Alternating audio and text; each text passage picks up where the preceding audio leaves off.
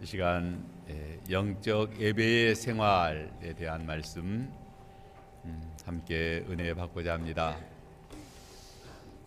영적 예배의 생활은 몸을 산 제물로 드리는 생활이라고 했습니다. 믿음으로 죄와 사망에서 구원받고 의롭다함을 받은 성도들은 몸을 산 제물로 드려야 합니다.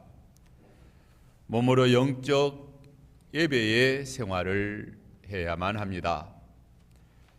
로마서 12장을 통하여 3주째 구원받은 그리스도인의 생활은 몸을 하나님이 기뻐하시는 거룩한 산 제물로 드려야 한다는 말씀 상고하며 함께 은혜를 받습니다.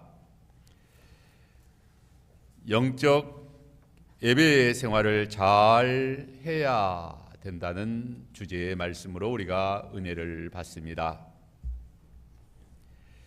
영적 예배의 생활은 2절에서는 이 세대를 본받지 말고 마음을 새롭게 함으로 변화를 받아 하나님의 선하시고 기뻐하시고 온전하신 뜻이 무엇인지 분별하여 하나님의 뜻대로 하나님을 섬기는 삶이라고 했습니다.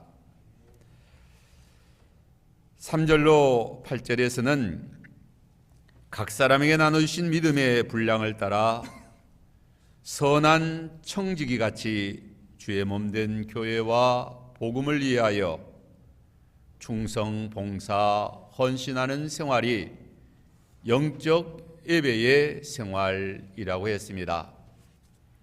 9절로 10절에서는 거짓이 없는 진실한 사랑으로 악을 미워하고 선에 속하는 삶이, 그러한 삶이 하나님을 기쁘시게 하는 삶, 몸을 산 제물로 드리는 삶이라고 했습니다.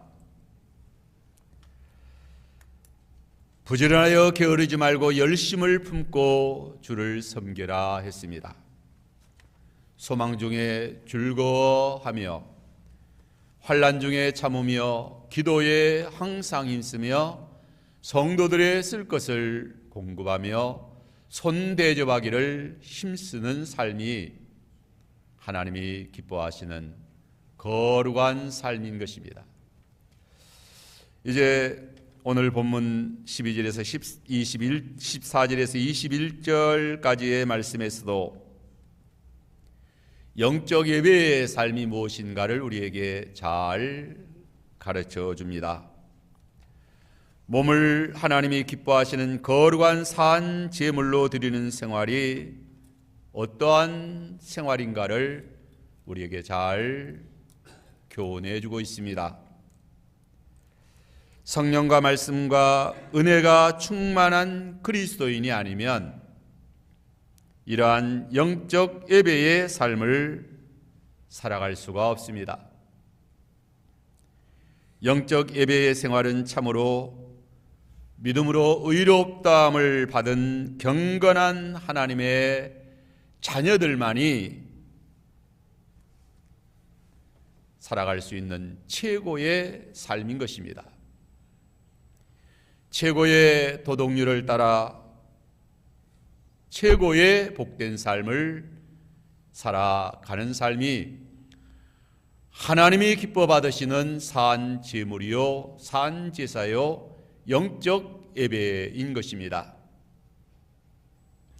육에 속하고 세상에 속하고 마귀에 속한 자들은 결코 이러한 거룩한 삶을 살 수가 없는 것입니다.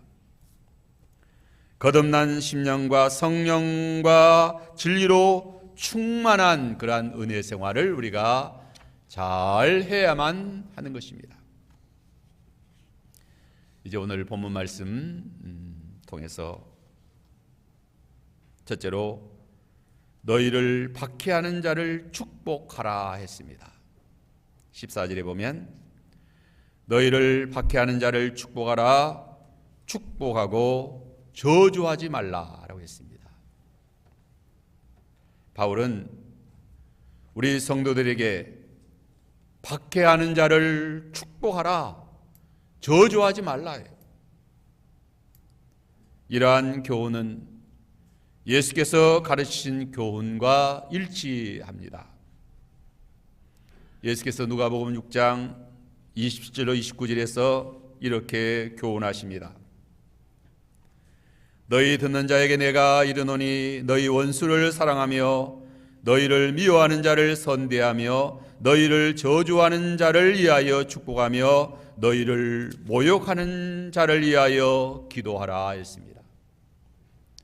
마태복음 5장 44절로 45절에서는 나는 너희에게 이르노니 너희 원수를 사랑하며 너희를 박해하는 자를 위하여 기도하라. 이같이 한즉 하늘에 계신 너희 아버지의 아들이 되리니 이는 하나님이 그 해를 악인과 서인에게 비추게 하시며 비를 의로운 자와 불의한 자에게 내리우심이라 했습니다. 이러한 삶을 살아가는 것이 하나님이 기쁘시게 받으시는 거룩한 영적 예배인 것입니다. 영적 예배의 생활은 박해하는 자를 저주하지 아니하고 축복하는 것입니다. 원수를 사랑하며 미워하는 자를 선대하는 것입니다. 이러한 영적 예배의 생활은 타락한 사람으로서는 불가능한 삶인 것입니다. 성령으로 거듭난 심령, 마음을 새롭게 함으로 변화를 받아야만, 은혜가 충만하고 성령의 사람이어야만 이러한 믿음의 삶을 사는 것입니다. 이 세상에는 여러 종류의 사람이 있습니다. 첫째는 보통 사람은 자기에게 선대하는 사람을 선대합니다. 자기에게 악을 행하는 사람에게는 또 악으로 갚습니다. 보통 나에게 잘해주면 나도 그 사람을 잘해주게 됩니다. 나를 잘 대접하면 나도 대접하게 됩니다. 나를 욕하고 저주하면 나도 욕이 나가고 또 저주가 나갑니다. 미워하면 나도 미워하게 되고 박해하면 억울하고 분해합니다. 기회만 오면 나도 갚아주겠다, 나도 복수하겠다라고 이렇게 분한 생각을 품게 됩니다. 보통은 이러한 삶을 살아갑니다. 두 번째 종류의 사람은, 참으로 악한 사람은 선한 사람을 박해하고 해칩니다. 의로운 사람을 죽이고 또 박해합니다. 인류의 최초의 살인자 가인은 아무 잘못이 없는 동생 아벨을 쳐 죽였습니다. 요한일서 3장 12절에 보면 가인같이 하지 말라. 그는 악한 자에게 속하여 그 아우를 죽였으니 어떤 이유로 죽였느냐? 자기의 행위는 악하고 그의 아우의 행위는 의로움이라 했습니다. 가인이 악한 자 마귀에게 속하여 그 아우를 죽였다라고 했습니다. 그의 아우 아벨은 선한 하나님께 속하여 선한 사람이었기 때문이라고 말합니다. 자기의 행위는 악하고 그의 아우의 행위는 의로웠기 때문에 그 아우를 쳐 죽였다라고 했습니다. 악한 왕 사울이 선한 다윗을 죽이려고 했습니다. 선한 다윗은 사울을 죽일 기회가 2번이나 있었지만 죽이지 않았습니다. 왜 악한 사람이 선한 사람을 죽일까요? 우리가 얼른 생각하면 어떻게 악한 사람이 왜 선한 사람을 죽일까, 박해할까, 미워할까 잘 이해가 되지 않습니다. 그러나 악한 자기는 하나님의 은혜와 복을 받지 못하고 선한 사람이 하나님의 은혜와 복을 받기 때문에 시기하고 미워하다가 죽이는 것입니다. 아벨의 제사를 하나님이 연납하셨기 때문에, 가인 자신의 제사는 연납하지 아니하셨기 때문에 가인이 그 동생 아벨을 시기하고 미워하다가 마침내 쳐 죽였다라고 했습니다. 사울 왕에게는 하나님의 은혜가 떠났고 다윗에게 하나님의 은혜가 함께하기 때문에 그가 싫은 거죠. 대제사장들과 장로들이 예수님을 십자가에 못 박아 죽인 것도 자기들은 악하고 예수님은 선하였기 때문이다. 예수님이 참으로 하나님의 아들이요, 예수님이 하시는 역사가 하나님이 함께 하시는 역사요, 또 예수님을 통하여 이적이 나타나고 많은 사람들에게 진리를 선포하기 때문에 자기들의 인기가 떨어지고 자기들은 설 자리가 없다, 이게. 그렇기 때문에 예수님만 쳐 죽이면 그 모든 복이 자기들의 것이 될 줄로 그렇게 착각을 한 것입니다. 가인이 아벨 때문에 자기는 자기의 제사가 하나님 앞에 연락되지 못하였다라고 생각을 한 것입니다. 그러하기 때문에 아벨만 없어지면 자기의 제사가 하나님 앞에 연락될 것이라고 그렇게 생각을 하게 된 것입니다. 그래서 아벨을 쳐 죽였다.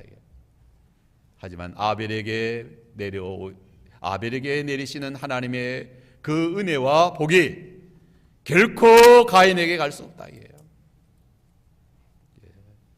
의인에게 내리시는 하나님의 은혜가 결코 악인에게는 갈 수가 없는 것입니다.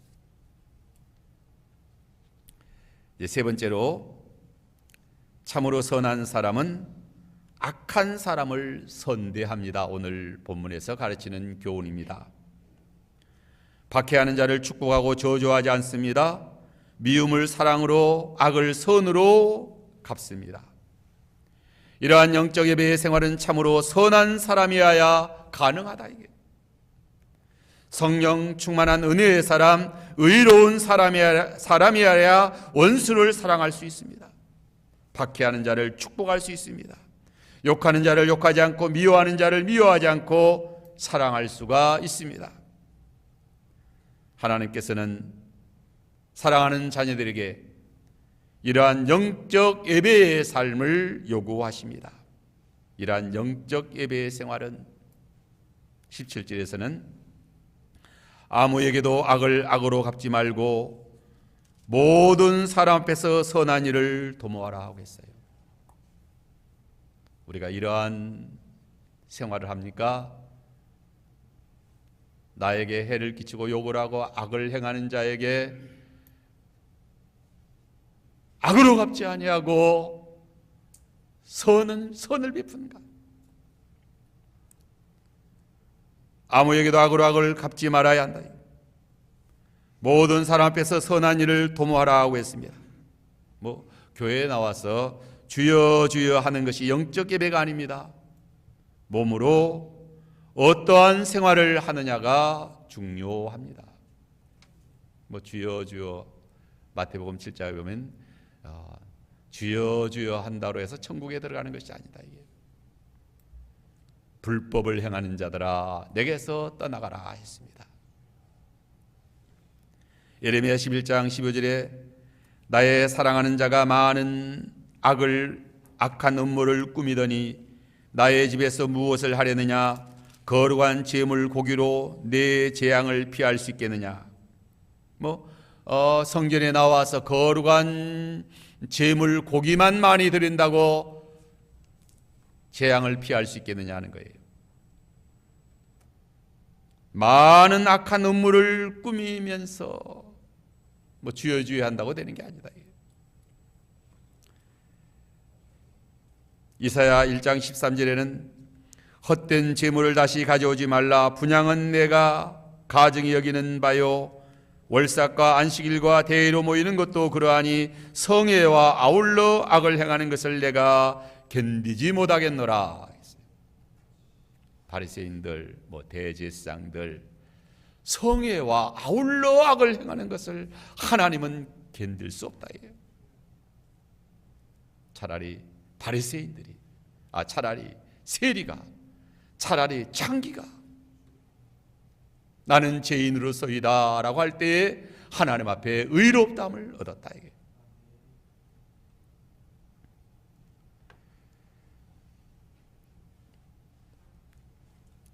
오늘 본문 9절로 21절에 내 사랑하는 자들아 너희가 친히 원수를 갚지 말고 하나님의 진노하심에 맡기라. 기록되었으되 원수 갚는 것이 내게 있으니 내가 갚으리라고 주께서 말씀하시니라. 내 원수가 줄이거든 먹이고 목마르거든 마시게 하라. 그리함으로 내가 숯불을 그 머리에 쌓아 놓으리라. 악에게 지지 말고 선으로 악을 이기라. 악에게 지는 것이 뭡니까? 악으로 갚는 것입니다. 우리가 악을 이기는 것은 선대하는 것입니다. 악을 선으로 이기는 것입니다. 미움을 사랑으로 이기는 것입니다.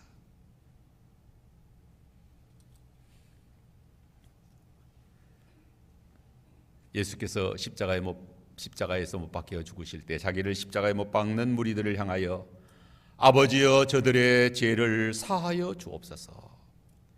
자기들이 하는 것을 알지 못하나이다. 스데반도 돌에 맞아 순교해야 할 때 무릎을 꿇고 크게 불러 이르되 주여 이들의 죄를 사하여 주옵소서 라고 기도해 용서의 기도를 합니다.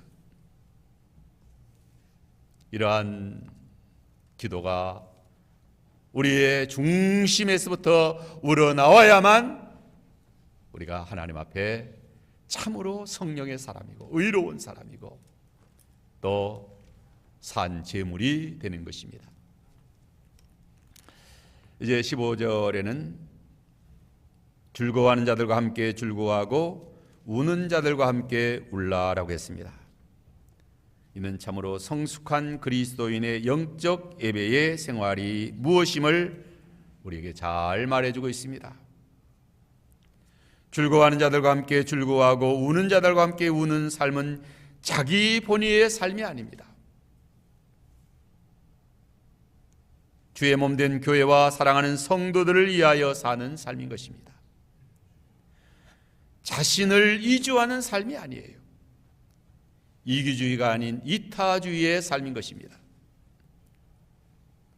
많은 사람들은 자기 행편과 감정에 빠져 살아갑니다.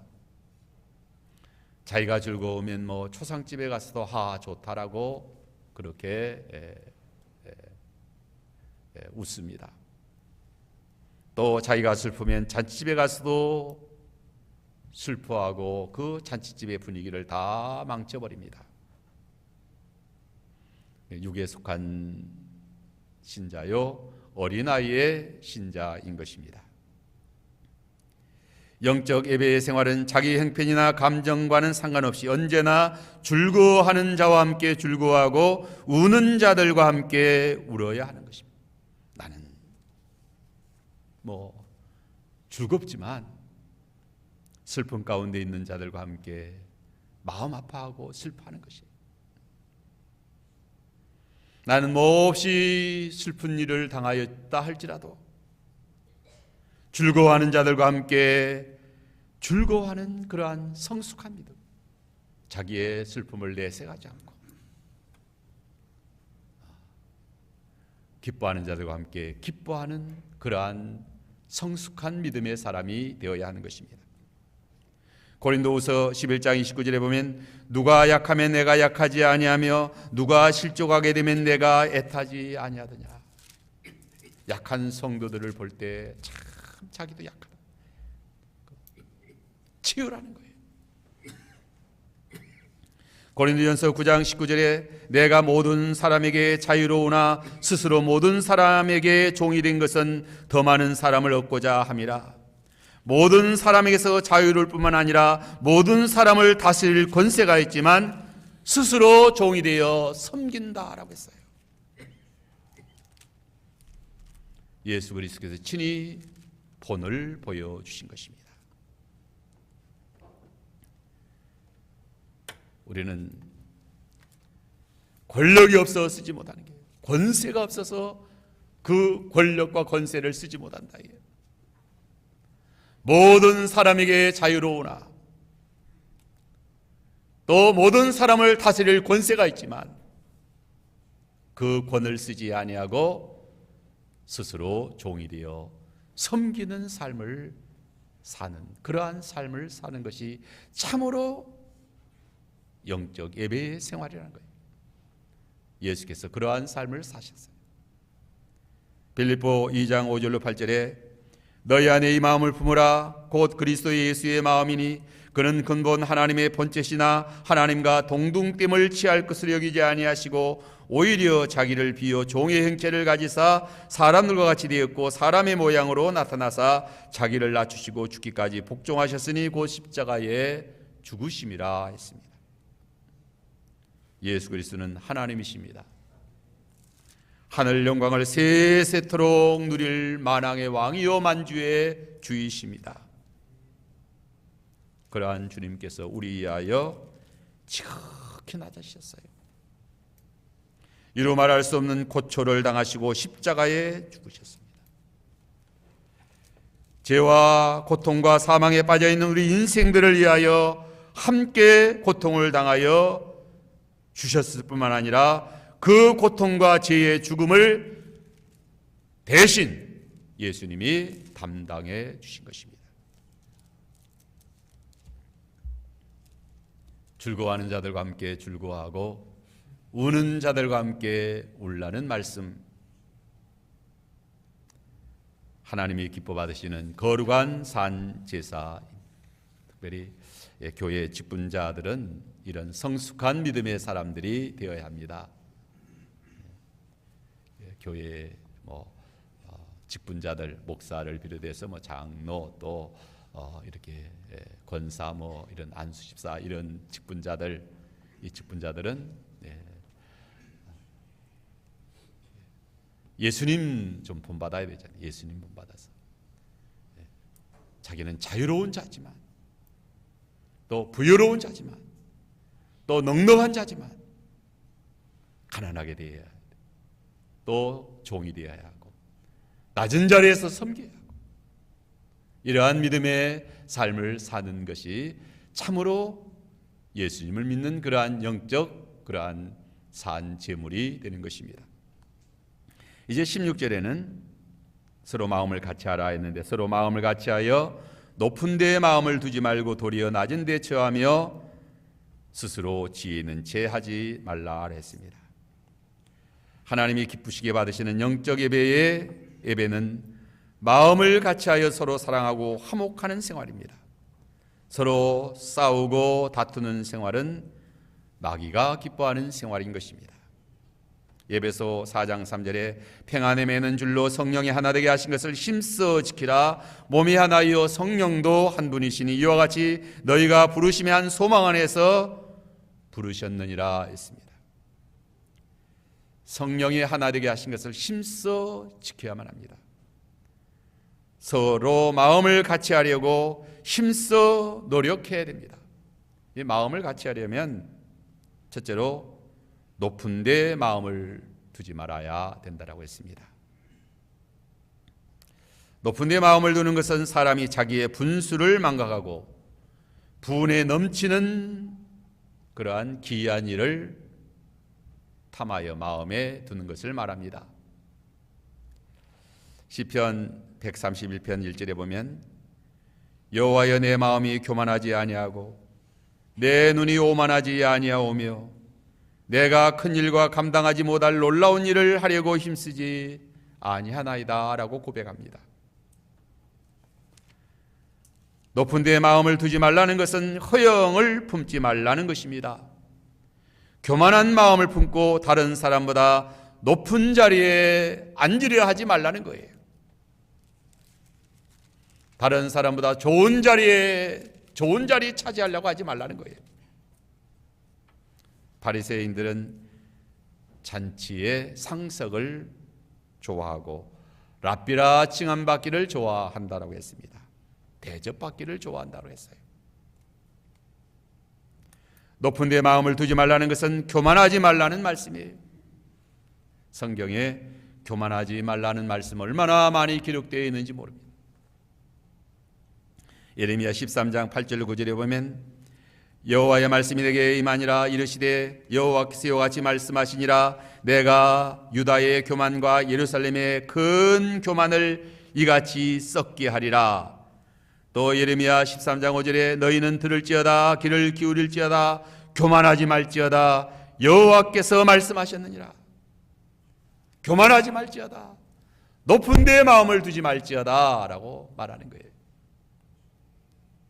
하나님께서 교만한 자를 물리치시고 겸손한 자에게 은혜를 베푸십니다. 교만은 패망의 선봉이요 겸손은 존귀의 앞잡이라고 했습니다. 높은 데에 마음을 두는 이 교만은 하나님 자리에 앉으려는 것입니다. 아담과 하와가 마귀의 유혹을 받아서 선악과 따먹게 된 것은 하나님 자리가 탐나서였습니다. 내 눈이 밝아 내가 하나님같이 된다 하니까 선악과를 보니까 보암직도 하고 먹음직도 하고 지혜롭게 할 만큼 탐스럽게도 하였다. 아, 저 선악과만 따먹으면 내가 진정 하나님이 되는구나. 그래서 미혹을 받아서 선악과를 따먹게 된 것입니다. 또 높은 데에 마음을 두는 교만은 하나님이 세운 권위에 도전하여 반역하는 것입니다. 모든 권위는 하나님께서 세우신 것입니다. 그러므로 우리가 하나님의 능하신 손 아래서 겸손하라. 하나님의 능하신 손 아래서 겸손하라. 그리하면 때가 되면 너희를 하나님이 높여주실 것이다. 하나님이 높여주셔야만 존귀와 영광이 있는 것입니다. 하나님이 우리를 높여주시지 않습니까? 너희는 왕같은 제사장이로 하셨어요. 천사들도 흠모할 만한 그러한 존귀와 영광의 관을 우리에게 씌워주셨습니다. 하나님의 능하신 손 아래서 겸손히 주님 믿고 주님의 십자가를 붙들고 주님과 같이 겸손히 낮은 자리에서 믿음 생활하면 주님을 높이신 하나님께서 우리도 그 나라에 가서 하나님이 높여주실 때 왕같은 제사장으로 영광 가운데 이르게 될 것을 우리가 소망하면서 믿음 생활을 겸손히 하는 것입니다. 이제 도리어 낮은 데에 처하라. 여기 낮은 데에 처함은 자신을 생각함에 있어서 겸비하라는 것입니다. 겸손하라는 말씀, 믿음의 분량을 따라 지혜롭게 생각하는 것입니다. 자신의 분수와 분량을 바로 알면 겸비하지 않을 수 없습니다. 사람이 무엇입니까? 사람은 참으로 수에 질 가치가 없는 존재들입니다. 그래서 성경에는 우리 인생을 가리켜서 띠끌과 같고 또 구덩이와 같고 지렁이와 같은 인생이다라고 했습니다. 하나님 앞에 피조물인 것입니다. 우리는 사람 앞에서도 자랑할 것, 교만할 것 아무것도 없습니다. 자신이 잘나서 자기가 무엇을 하여서 된 것이 아니다. 하나님이 다 주신 것뿐이에요.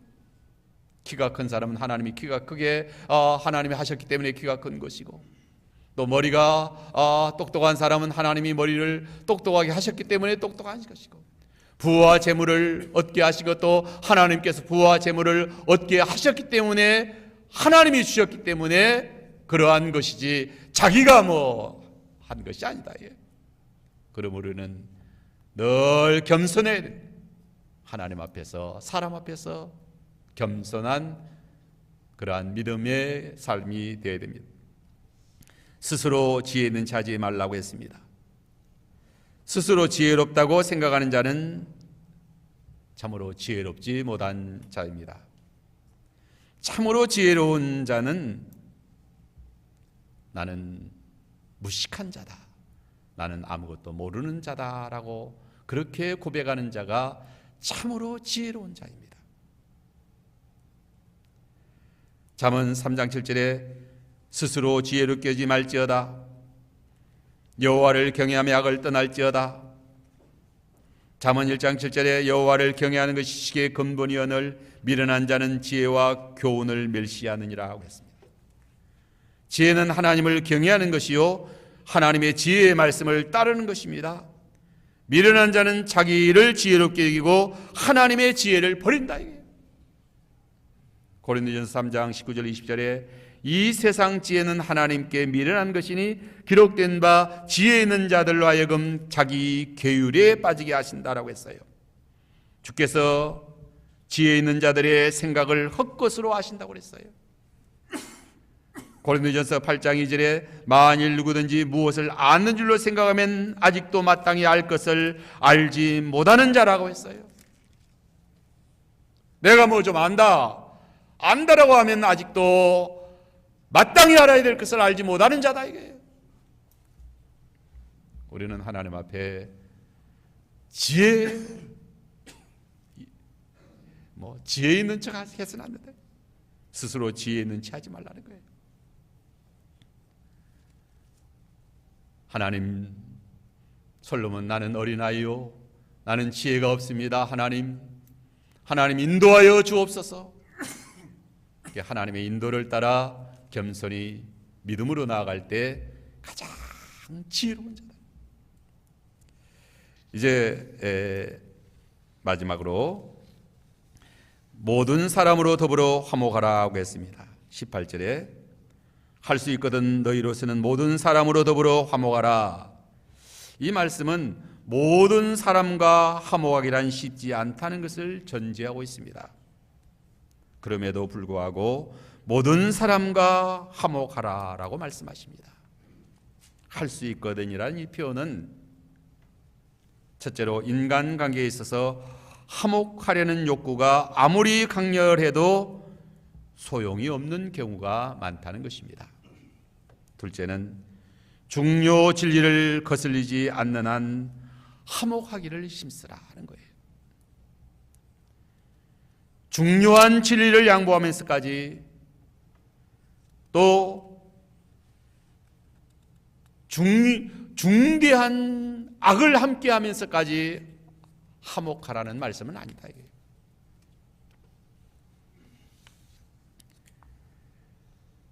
너희로서는 모든 사람과 더불어 화목하라라는 이 말씀의 뜻은 할 수만 있으면 모든 사람과 화목하라는 것입니다.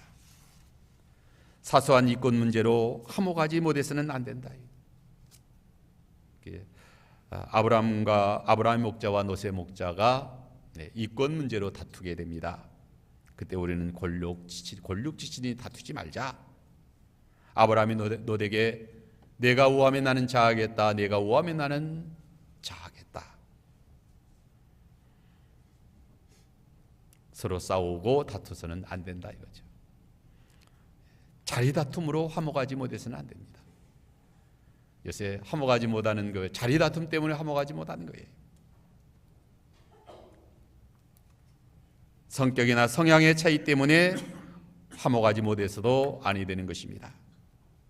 식단을 곰탕으로 하자, 갈비탕으로 하자, 이런 의견의 차이 때문에 화목하지 못해서는 안 된다. 이게. 이런 문제는 얼마든지 화목해야 됩니다. 별것도 아닌 문제로 화목을 잃어버리는 것은 그것은 중요한 것을 잃어버리는 거죠. 바울은 로마서 14장 1절로 4절에 믿음이 약한 자를 너희가 받되 그의 의견을 비판하지 말라. 어떤 사람은 모든 것을 먹을 만한 믿음이 있고 믿음이 연약한 자는 채소만 먹느니라. 먹는 자는 먹지 않는 자를 업신여기지 말고 먹지 않는 자는 먹는 자를 비판하지 말라. 이는 하나님이 그를 받으셨습니다. 식물을 먹는 자나 육식을 먹는 자나 채소만 먹는 자나 하나님이 다 받으셨다. 이런 차이 때문에 화목하지 못하면 안 된다. 이게 히브리서 12장 14절에 모든 사람과 더불어 화평함과 거룩함을 따르라. 이것이 없이는 아무도 주를 보지 못하리라 하고 했습니다. 하나님께서 화목하게 하는 제물을 받으시기를 원하셔요. 영적 예배의 생활은 할 수만 있으면 모든 사람과 더불어 화목하는 것입니다. 특별히 우리 교회에서 직분자들 화목하기를 힘써야 됩니다. 고린도전서 8장 13절에 보면 그러므로 만일 음식이 내 형제를 실족하게 한다면 나는 영원히 고기를 먹지 아니하여 내 형제를 실족하지 않게 하겠다. 이 음식 먹는 것 때문에 형제와 화목하지 못한다고 하면 나는 그 고기 먹지 않겠다. 이게. 로마 14장 15절에 만일 식물로 말미암아 내 형제가 근심하게 되면 이는 내가 사랑으로 행하지 아니함이라. 그리스도께서 대신하여 죽으신 내 형제를 내 음식으로 망하게 하지 말라는 거예요. 그러한 사소한 문제로 형제를 망하게 하고 화평을 깨뜨려서는 안 된다. 우리가 화목하기를, 화평을 이루기를 힘을 써 나아가야 됩니다.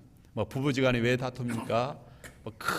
큰 중대한 문제 가지고 다투는 경우 화목을 잃어버리는 경우가 많지 않습니다. 그저 사소한 문제, 별것도 아닌 문제, 그런 문제 가지고 화목이 깨져서는 안 된다.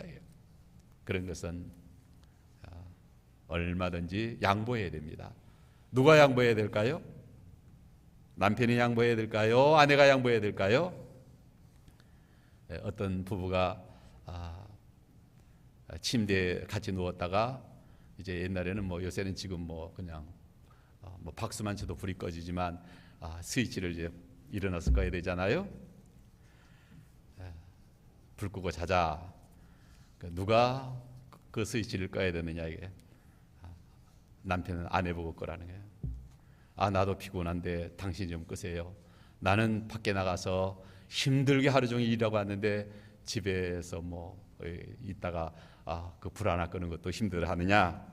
그래가지고 다툼이 생겨서 이제 큰 싸움, 화목이 깨어질 그런 위기에 직면했다는 거죠. 자, 누가 꺼야 될까요? 남편이 꺼야 될까요? 아내가 꺼야 될까요? 성숙한 사람이 끄는 것입니다. 믿음이 좋은 사람이 끄는 거예요. 그래서 가정의 화평을 지키는 것이 중요하다 이게. 남자가 내 자존심 세워서 그렇게 해서는 그 화평 깨뜨리는 게 아니에요. 우리가 영적 예배의 삶, 영적 예배의 생활, 중요한 교훈의 말씀 우리가 명심하면서 은혜 생활, 신앙 생활 잘하도록 해야만 되겠습니다.